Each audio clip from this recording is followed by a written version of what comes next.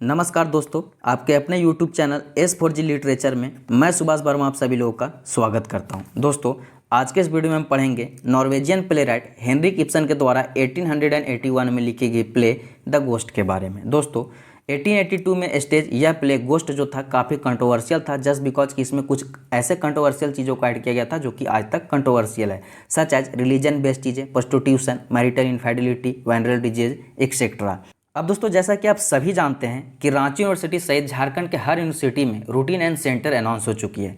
दुर्गा पूजा और छठ के बीच का जो डिफरेंस है, उस बीच में आपको अक्टूबर 2021 के लास्ट तक जो एग्जामिनेशन कंडक्ट करवा ली जाएगी। दोस्तों, अगर आप ह्यूमैनिटेरियन बैकग्राउंड से बिलोंग करते हैं, अगर आप इंग्लिश लिटरेचर के स्टूडेंट हैं, तो आपके लिए यह चैप्टर, यह वीडियो काफ़ी इंपॉर्टेंट होने वाला है। अब दोस्तों, हम वीडियो में आगे बढ़ें उससे पहले हमें सेल्फ एनालिसिस करना होगा कि गोस्ट जो प्ले है, इससे संबंधित एग्जामिनेशन में सब्जेक्टिव एंड ऑब्जेक्टिव किस प्रकार के प्रश्न पूछे जा सकते हैं। तो दोस्तों, आपके समझ में एक्सपेक्टेड कुछ मॉडल प्रश्न लाया हूं जो कि एग्जामिनेशन में पूछे जाने की पूरी संभावना है। तो दोस्तों, सबसे पहले तो आपको हेनरिक इब्सन के लाइफ एंड वर्क्स और बायोग्राफी के बारे में पूछा जा सकता है। साथ ही साथ दोस्तों, आपको गोस्ट प्ले का समरी पूछा जा सकता है, या फिर आपको क्रिटिकल एप्रिसिएशन करने के लिए कहा जाए, या फिर आपसे थीम या नोट्स पूछा जा सकता है। तो इन सब चीज़ों को आपको ध्यान में रखना है। साथ साथ दोस्तों, आपको ध्यान में रखना है कि एक आपको जो है, जब भी आप चैप्टर कोई भी पढ़ें, कोई भी चैप्टर पढ़ें, आप इंग्लिश ऑनर्स का या कोई भी प्ले पढ़ें या कोई भी स्टोरी पढ़ें, तो आपको ध्यान देना है कि आप एक बेसिक आंसर शीट को ध्यान में रख के पढ़ें, मतलब एक बेसिक आंसर को ध्यान में रख के पढ़ें। जस्ट लाइक कि आप समरी पढ़ें, क्रिटिकल एप्रिसिएशन पढ़ें, उसके थीम्स पढ़ें, उसके नोट्स पढ़ें, राइटर के लाइफ एंड वर्क्स एंड बायोग्राफियाँ पढ़ें, तो आपके सारे जो प्रश्न लगभग सॉल्व हो जाएंगे। अब दोस्तों, आपको ध्यान देना है कि किसी भी प्रकार के अगर आप आंसर लिखते हैं, तो आपको एक प्रॉपर राइटअप तैयार करना होगा। जस्ट लाइक कि आपको 2-3 पेज का आपका आंसर शीट होना चाहिए, आपका आंसर सुंदर होना चाहिए। जस्ट लाइक कि जब आप आंसर राइटिंग शुरू करते हो, तो आप राइटर के बारे में कुछ लिखो, मतलब प्ले के बारे में कुछ लिखो, उसके बाद राइटर के बारे में लिखो, और आपको पैराग्राफ बदल बदल के आपका प्रेजेंटेशन जो है सही होना चाहिए। पैराग्राफ चेंज करके लिखना है, और 2-3 पेज का तो आंसर होना ही चाहिए। एंड आप विद द गुड कंक्लूजन आपको जो है प्रेजेंट करना है स्टोरी को, ठीक है। इन सब चीज़ों को आप ध्यान में रख सकते हैं। अब दोस्तों, इस वीडियो में हम सबसे पहले पढ़ेंगे हेनरिक इब्सन के बारे में, जस्ट बिकॉज कि हेनरिक इब्सन ने ही इस प्ले को लिखा है, तो सबसे पहले हम हेनरिक इब्सन को पढ़ेंगे। तो दोस्तों, हेनरिक इब्सन का जो जन्म है 20 मार्च 1828 को, और इनकी मृत्यु जो है 23 मई 1906 को हुआ था। इसको आपको ध्यान में रखना है। दोस्तों, स्क्रीन पे आपके समझ हेनरिक इब्सन जी हैं, इनका भी चेहरा आप देख सकते हैं। अब दोस्तों, आगे बढ़ते हुए हम हेनरी इब्सन के बारे में, उनके लाइफ के बारे में कुछ बेसिक चीज़ें देख लेंगे जो कि एग्जाम पॉइंट ऑफ व्यू से इंपॉर्टेंट होगा। जस्ट बिकॉज कि अगर आप इन सब चीज़ों को अपने आंसर राइटिंग में ऐड करते हो, तो आपके मार्क्स इनहेंस होने की पूरी संभावना है। तो दोस्तों, आपको ध्यान देना है कि हेनरिक इब्सन जो है वेल टू डू फैमिली से बिलोंग करते थे, मीन्स वेल्दी फैमिली से बिलोंग करते थे। बट दोस्तों, इन्होंने काफ़ी लाइफ में स्ट्रगल किया बैंकरप्सी का। दोस्तों, जस्ट बिकॉज कि इनके जो फादर थे वह भी बैंकरप्ट हो गए थे, और यह एक जिस कंपनी में काम करते थे वह कंपनी भी एक बार बैंकरप्ट हो गई थी। तो बैंकरप्सी इन्होंने काफ़ी अपने लाइफ में मतलब सहा है। नेक्स्ट है दोस्तों कि इनका अगर हम पूरा नाम का बात करें दोस्तों, तो इनका पूरा नाम है हेनरिक जोहान इब्सन। अब दोस्तों, यह जो थे नॉर्वेजियन प्ले राइट के साथ साथ थिएटर डायरेक्टर भी थे।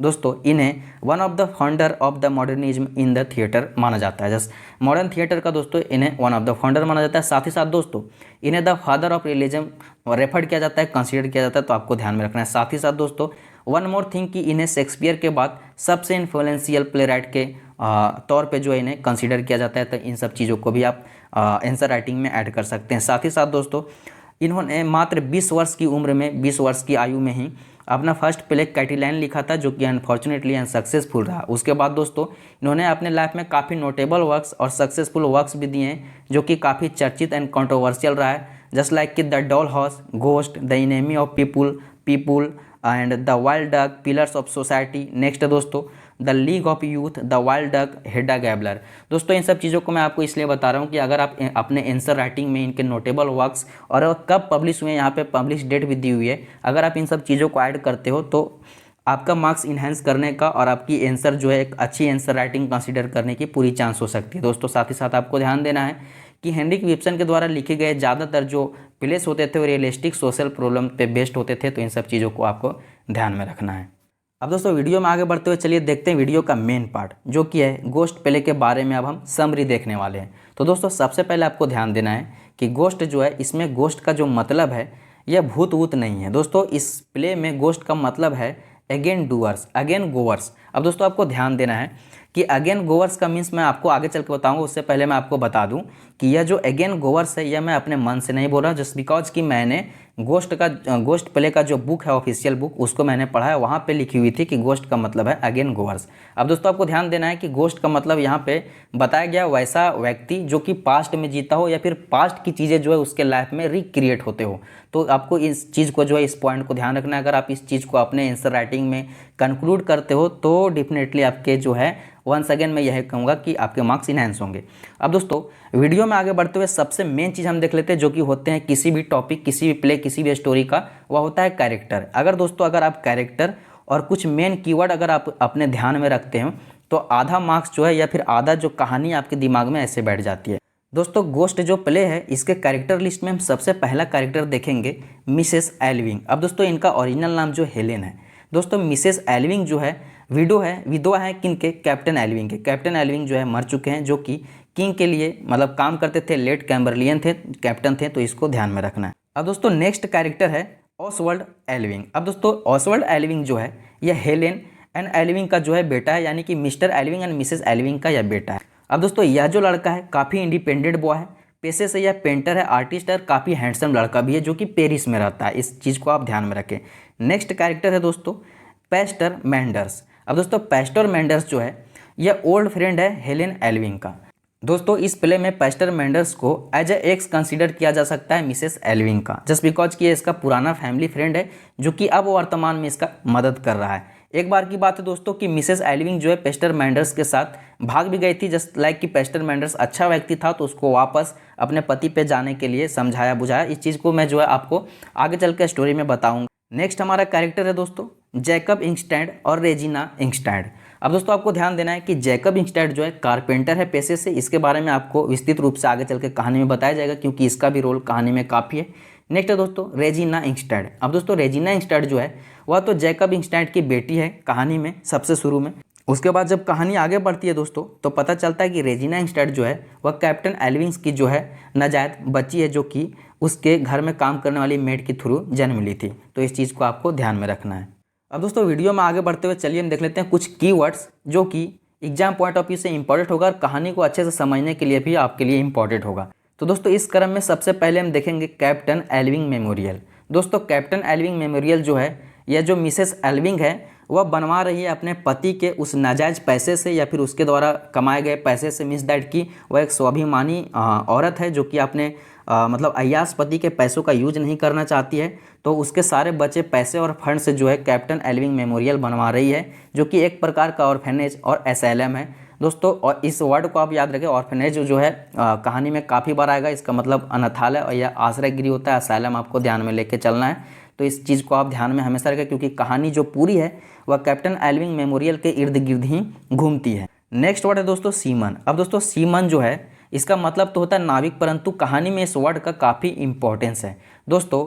अब जैसा कि आप जानते हैं कि रेजिना इंगस्टैड का पिता है जैकब इंगस्टैड। अब दोस्तों जैकब इंगस्टैड हुआ है जिन्होंने कैप्टन एल्विंग के द्वारा जिस मेड के साथ संबंध बनाया गया था उस मतलब उस मेड से वह शादी कर लेता है। तो मतलब उसका पति होता है रेजिना का पिता होता है। तो दोस्तों उसका एक सपना, पेशे से वह कारपेंटर है पर उसका सपना है, वह चाहता है, वह वेश्यालय खोलना चाहता है, मतलब एक लॉज खोलना चाहता है नाविकों के लिए, जो उसको मतलब वो good type of prostitution consider करता है कि मतलब अच्छा वेश्यालय बनाएगा। ठीक है, यहाँ पे दिखाया गया कि नेक्स्ट है कि ब्रोदेल मतलब वैश्यालय होता है। इस वर्ड को भी याद रखें क्योंकि इसका भी इंपॉर्टेंस है। यह भी वर्ड घूम फिर के कहानी में आएगा जस्ट बिकॉज कि at the last of the story जो जैकब होता है ब्रोदेल लगभग पहुंच जाता है, करीब ही पहुंच जाता है ब्रोदेल बनाने का, वैश्यालय बनाने का। ठीक है, नेक्स्ट है दोस्तों डिबॉस्टमेंट। डिबॉस्ट मतलब होता है दोस्तों लंपट, मीन्स इस वर्ड का यूज किया गया है या किस्म के लोगों के लिए। उसके बाद है the joy of love and hereditary illness. इन सब चीज़ों का जो है काफ़ी में इन सब वर्ड का जो है काफ़ी इंपॉर्टेंट रोल है, तो इन सब वर्डों को आपको ध्यान में रखना है। तो दोस्तों वीडियो में आगे बढ़ते हुए चलिए अब हम आते हैं वीडियो के मेन पार्ट पे।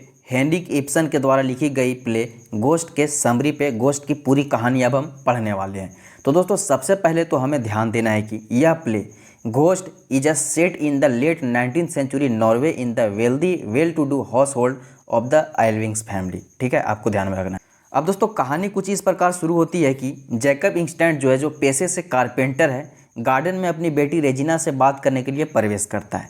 Regina is not at all happy to see her father just because वो अपने पिता को जैकब को ड्रंक एंड लंपट व्यक्ति मानती थी। दोस्तों जैकब जो है, जैकब को अगर आपको ध्यान में देना है तो जैकब जो है कैप्टन एल्विंग्स मेमोरियल में काम कर रहा होता है और अब वह प्रोजेक्ट खत्म हो चुका है, कंप्लीट हो चुका है। तो यहाँ पे कैप्टन एल्विंग मेमोरियल मीन्स दैट कि एक ऑर्फनेज है, एक असाइलम बनाया जा रहा है जो कि मिसेस एल्विन के द्वारा बनाया जा रहा है। अपने पति के पैसों और फंडिंग से वह बनवा रही है इसे, तो उसको आपको ध्यान में रखना है। अब दोस्तों प्ले आगे बढ़ रहा है और जैकब जो है सो रेजिना से अपने प्लान्स को साझा कर रहा है, शेयर कर रहा है। एक्चुअली वह सीमेंस नाविकों के लिए घर या लॉज बनवाना चाह रहा होता है जो एक प्रकार का ब्रोदेल यानी कि वैश्यालय होता है। But Jacob consider that good one and good type of prostitution. वह रेजिना को समझाता है कि वह उसकी मदद करे और उसे कुछ नहीं होगा। Regina feels disgusted and orders him to go away. दोस्तों रेजिना जो है वह एल्विंग्स को छोड़ना नहीं चाहती है। क्यों, सो मैं आपको वीडियो में आगे चल के बताऊंगा। फिलहाल तो उसे लगता है कि पेस्टर मेंडर्स जो है आने वाला है, सो वह जैकब को जाने बोलती है। जैकब जाने को तैयार हो जाता है, परंतु जाते जाते वह रेजिना से कहता है कि पेस्टर मेंडर्स जो है वह जब उसे कोई एडवाइस देगा तो उसे ज़रूर सुने। अब दोस्तों पेस्टर मेंडर्स जो है जो कहानी में आता है उसकी एंट्री होती है। अब रेजिना को आते ही वह ग्रीट्स करता है, साथ ही साथ उसकी तारीफ़ें करता है कि वह बड़ी हो चुकी है, काफ़ी सुंदर हो चुकी है। पेस्टर भी उसे पिता को ज्वाइन करने की ही सलाह देता है, परंतु रेजिना जो है दोस्तों वह इंसिस्ट करती है कि that C wants a respectable position. दिमाग में रखो, वह एक रिस्पेक्टेबल लाइफ, रिस्पेक्टेबल फादर के आड़े में रहना चाहती थी। तो इन सब चीज़ों को अपना जो इंसिस्ट करते हुए अपनी चीज़ें शेयर करती है। अब दोस्तों नेक्स्ट पैराग्राफ शुरू होता है। अब जो है पेस्टर मेंडर्स है वह ग्रीट करता है लेडी ऑफ द हाउस यानी कि मिसेस एल्विंग को। अब दोस्तों ये लोग दोनों जो है आपस में कल ओपन हो रहे असैलम के बारे में डिस्कस करते हैं। ये असैलम जो है दोस्तों मिसेस एल्विंग के लेट हस्बैंड के फंड और उसके ऑनर, उसके मेमोरी को बरकरार रखने के लिए जो है बनाई जा रही है, इसको ध्यान में रखना है। अब दोस्तों साथ ही साथ वे दोनों जो है ऑसवर्ल्ड के बारे में भी डिस्कस करते हैं उसी दौरान, जो कि उनका बेटा है, जो कि ऊपर के कमरे में आराम कर रहा है क्योंकि वह दोस्तों पेरिस से अभी अभी यहाँ आया है और वह पेरिस में एक आर्टिस्ट एंड इंडिपेंडेंट लड़का है जो कि द जॉय ऑफ लाइफ की थ्योरी पे चल रहा होता है, जो कि आगे चल के हम डिस्कस करने वाले हैं इस चीज़ को।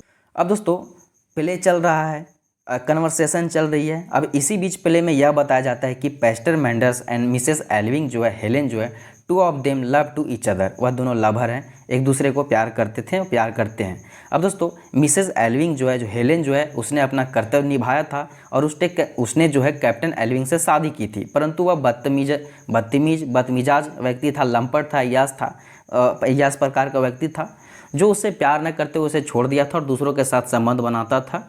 और यहाँ तक कि वह एक बार मतलब अपनी मेट से भी संबंध बना था, जिसके बारे में आगे चल के हम डिस्कस करेंगे। तो दोस्तों एक बार ऐसा होता है कि वह भागकर पेस्टर के पास चली गई थी, बट पेस्टर जो है अपना कर्तव्य निभाते उसे समझा बुझा के रिटर्न उसके हस्बैंड के पास भेज देता है, उसके पति के पास भेज देता है। अब दोस्तों पहले आगे बढ़ रहा है, कहानी में फिर से जो है असैलम टॉपिक पे कन्वर्सेशन लौट कर आ जाता है। असैलम के बारे में फिर से बात होने लगती है कहानी में, इन लोग दोनों के बारे में, इन लोग दोनों के आपस में जो बात हो रही थी सो चलने लगती है। अब दोस्तों कन्वर्सेशन में जो है कैप्टन एल्विंग मेमोरियल का बीमा न करवाने की बातचीत हो रही है। मिसेस एल्विंग इस बात से सहमत भी है और उसे यह भी लग रहा है कि यह जो बेवकूफ़ी होगा, जस्ट बिकॉज कि कल इंस्टेंट जो है वहाँ गलती से आग भी लगा दिया था, तो इस चीज़ को भी ध्यान में रखना है। अब दोस्तों एट द सेम टाइम यह जैकब इंस्टेंट जो है वह रेजिना इंस्टेंट को ले जाना चाहता है, उसके साथ वह पेस्टर उसकी मदद कर रहा होता है। बट जो मिसेस एल्विंग है, पेस्टर उसकी मदद कर रहा होता है पर मिसेस एल्विंग जो है मना करती है, उसे जाने नहीं देती है। अब दोस्तों प्ले में आगे दिखाया गया है कि ऑसवर्ड जो है वह स्मोकिंग करते हुए नीचे आता है। अब दोस्तों ऑसवर्ड जो है काफ़ी हैंडसम बंदा है। अब दोस्तों जब मिसेस एल्विन उसे देखती है तो स्मोकिंग जो कर रहा होता है, सिगरेट वगैरह, उसे बाहर फेंकने को कहती है, बट वो ये सब नॉर्मल कहता है। और बट उसके बाद क्या होता है कि मिसेस एल्विंग उसे जोर देती है, उसे समझाते हुए कहती है कि उसके पिता एक आदर्श व्यक्ति थे और वह भी शहर में इसी तरह से जाना जाता है, इस बात का ध्यान रखें। अब दोस्तों ऑसवर्ड जो था वह the joy of life, couples living together without getting married, independent सोच, लिविंग में रहने की थिंकिंग को लेकर जो शहरी विचारधारा पर चल रहा था, इस बात को लेकर मैंडर जो है वह मिसेस एल्विंग से कहता है कि अपने बच्चों को ऐसे जीने के लिए छोड़ दिए हो और वह मिसगाइडेड यू के साथ जो है जी रहा है। दोस्तों प्ले आगे बढ़ रहा है और प्ले के नेक्स्ट कन्वर्सेशन में एल्विंग पेस्टर मेंडर से अपनी पति कैप्टन एल्विंग के काली सच्चाई बताती है। उसका पति दिखने में अच्छा था, जॉब थी, पर वह लोगों को बेवकूफ़ बनाता था। उसके कई औरतों के साथ संबंध थे, इवन देन की वंस ही सीड्यूस देयर मेड ऑल्सो।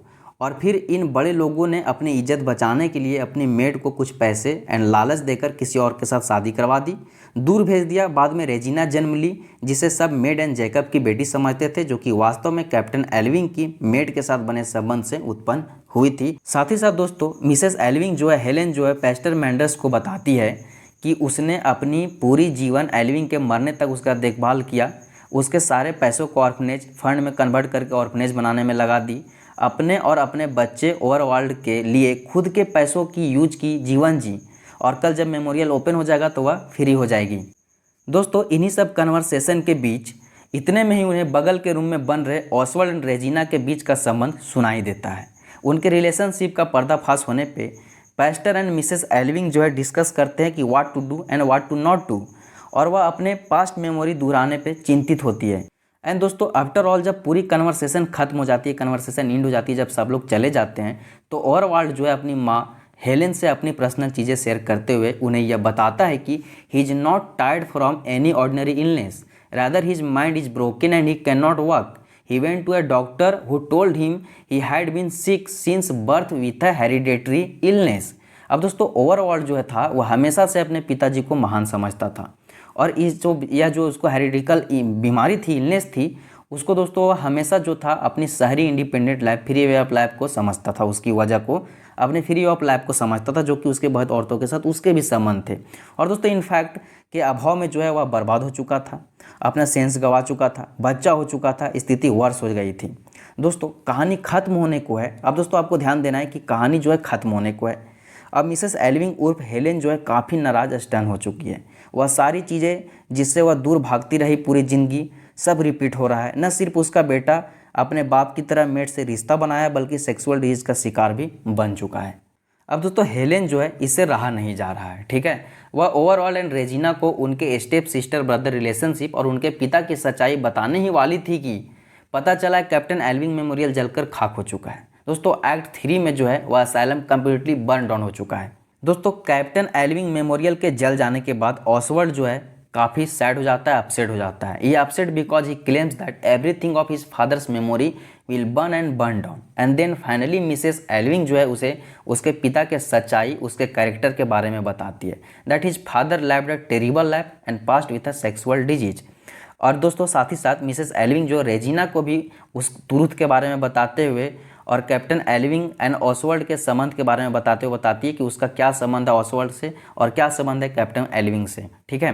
अब दोस्तों एंड देन रेजिना को बहुत दुख होता है, बुरा लगता है, रिग्रेट होता है, गुस्सा आता है that she was not raised as a gentleman daughter. और फिर वह वहाँ से चली जाती है पेस्टर और अपने पिता जैकब के जो ब्रदर था, वैश्यालय खुलने वाला था, उसके ओर रुख करते हुए वहाँ से वह चली जाती है, जस्ट बिकॉज कि उसको बहुत दुख होता है कि वह स्टेप सिस्टर निकली ऑसवर्ल्ड का, जो कि उससे जिससे रिलेशनशिप में वह थी। दोस्तों इस वीडियो के शुरुआत से ही मैंने कोशिश की कि एग्जाम पॉइंट ऑफ व्यू से जितने भी इंपॉर्टेंट चीज़ें, सारी चीज़ों को मैं इस एक वीडियो में ही सम्मिलित कर लूँ, सो दैट कि मैंने शुरू से इस वीडियो को एज फर्स्ट एज लिया। फिर भी मुझे लगता है दोस्तों कि आई थिंक कि वीडियो बहुत लंबा हो चुका है, सो दैट कि इस स्टोरी का theme biography of Henrik Ibsen and all जो है मैं नेक्स्ट वीडियो में बताऊँगा। अब दोस्तों कहानी को ख़त्म करते हुए इतना बता दूं कि इस प्ले का अंत सैडफुल है। ऑसवर्ल्ड हेलेन से अपने ब्रेकडाउन के बारे में बताता है, अपनी माँ से बताता है अपने ब्रेकडाउन के बारे में, और कहता है कि नेक्स्ट सेकेंड ब्रेकडाउन जब उससे आए तो उसे हाई डोज मॉर्फिन पिल्स, अफीम दवा दे दे, ताकि वह दर्द से सह सके, दर्द से बच सके, दर्द को सह सके, और तब कम्प्लीटली वह चाइल्ड अगेन हो चुका होगा। इस बात को भी आप ध्यान रखें। अब दोस्तों वह सोचता था कि इस हालत में जो है रेजिना उसकी साथ देगी, मदद करेगी, just because they love to each other and they are in relationship.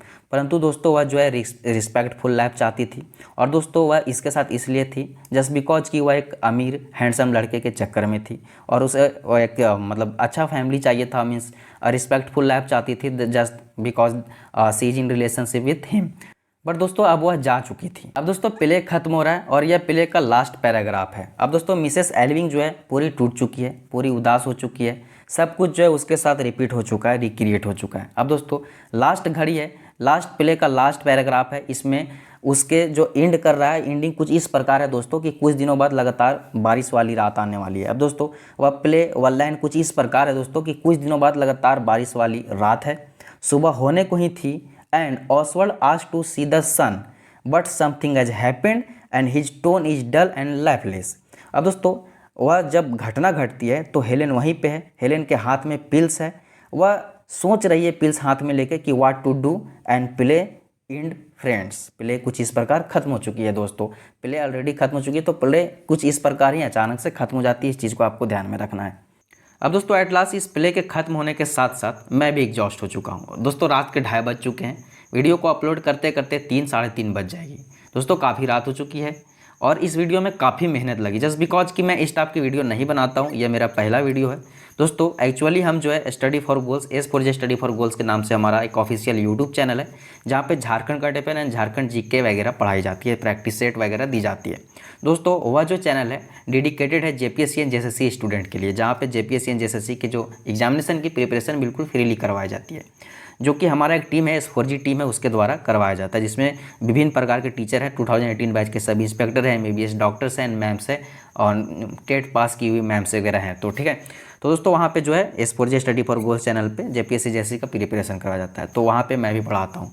तो दोस्तों इस प्रकार का जो वीडियो है काफ़ी लंबा हो गया वीडियो, इस प्रकार का वीडियो मेरा पहला वीडियो था, इसमें काफ़ी मेहनत लग गई। अब दोस्तों मैं आप सभी से कहना चाहूँगा कि इस वीडियो में जो आपको कंटेंट दिया गया है, यह दोस्तों प्रोफेसर गेस जो होता है, प्रोफेसर नोट्स होता है, उसके बेसिस पे, गूगल के बेसिस पे और यूट्यूब में देखे गए कुछ अन्य वीडियोज़ के बेसिस पे बनाया गया है। तो हो सकता है दोस्तों कि जब मैं इसका रिसर्च कर रहा था, जब मैंने यूट्यूब में कुछ वीडियोज़ देखे इस चैप्टर के, जब मैं गेस पेपर पूरा पढ़ा, जब मैं गूगल करके पूरा पढ़ा, तो मैंने देखा कि कुछ चीज़ें हर जगह अलग अलग है। मैंने उन चीज़ों को मिलाने की कोशिश की है और एक आपको जो है कंक्रीट देने की कोशिश की है। 2-3 बुक पढ़ने के बाद जो है चीज़ें निकाली गई है, विभिन्न जगहों से जो भी मटेरियल कलेक्ट करके जो है यह कंटेंट बनाया गया है। तो आई होप कि आपको ये वीडियो पसंद आए, आई होप कि यह कहानी आपको समझ में आई होगी दोस्तों। अगर आपको ये वीडियो पसंद आया है, अगर आपको यह हमारा वीडियो पसंद आया है, तो वीडियो को लाइक कर ज़्यादा से ज़्यादा शेयर कर दे।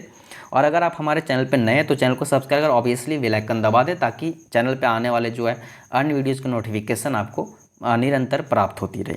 साथ ही साथ दोस्तों अगर आप JPSC JSSC एस्पिरेंट हैं, या आपने एग्ज़ाम दी है, या हाल फिलहाल में आपका JPSC PT एग्ज़ाम हुआ है और मेंस होने वाला है जनवरी 2022 में, तो दोस्तों आपको ध्यान देना है कि अगर आपको JPSC JSSC से रिगार्डेड संबंधित फ्री स्टडी मटेरियल चाहिए, तो आपको मेरा मोबाइल नंबर है 9803114450। मैं फिर से लिख देता हूँ दोस्तों, 9803114450। दोस्तों इस नंबर को आप S4J स्टडी फॉर गोल्स या सुभाष सर के नाम से सेव कर हमें व्हाट्सएप में मैसेज कर सकते हैं, आप अपना नाम और आप किस जिले से बिलोंग करते हैं। साथ ही साथ दोस्तों अगर आपने JPSC PT का एग्जामिनेशन दिया था, तो आपका एक्सपेक्टेड मार्क्स कितना हुआ भी आप हमें व्हाट्सएप कर सकते हैं। तत्पश्चात जो है कि आपको हमारे JPSC और JSSC व्हाट्सएप तथा टेलीग्राम ग्रुप से जोड़ दिया जाएगा, जहाँ पे आपको इस वीडियो के PDF के साथ साथ, जैसा कि मैं बता दूं कि आप अगर इंग्लिश लिटरेचर के स्टूडेंट हैं तो आपको इस वीडियो का PDF भी मिल जाएगा। साथ ही साथ दोस्तों JPSC JSSC से संबंधित भी PDF, Jharkhand current affair, all जो भी मटेरियल्स हमारे द्वारा प्रोवाइड की जाती है, न्यूज़पेपर एंड ऑल, सब कुछ आपको जो है बिल्कुल फ्रीली प्रोवाइड कर दी जाएगी। अंततः दोस्तों बने रहे हमारे चैनल स्टडी फॉर गोल्स के साथ, सुभाष वर्मा लैब के साथ, S4G लिटरेचर के साथ, एंड अन्य हमारे जितने भी चैनल हैं सबके साथ हमारे साथ जुड़े रहे। इंस्टाग्राम, फेसबुक, हर जगह हमारा अकाउंट है, जहाँ भी आप फॉलो कर सकते हैं। यूजर नेम इस वीडियो के डिस्क्रिप्शन में मैं दे दूँगा, लिंक भी दे दूँगा, और फॉलो कर सकते हैं। एट लास्ट जय हिंद, जय झारखंड।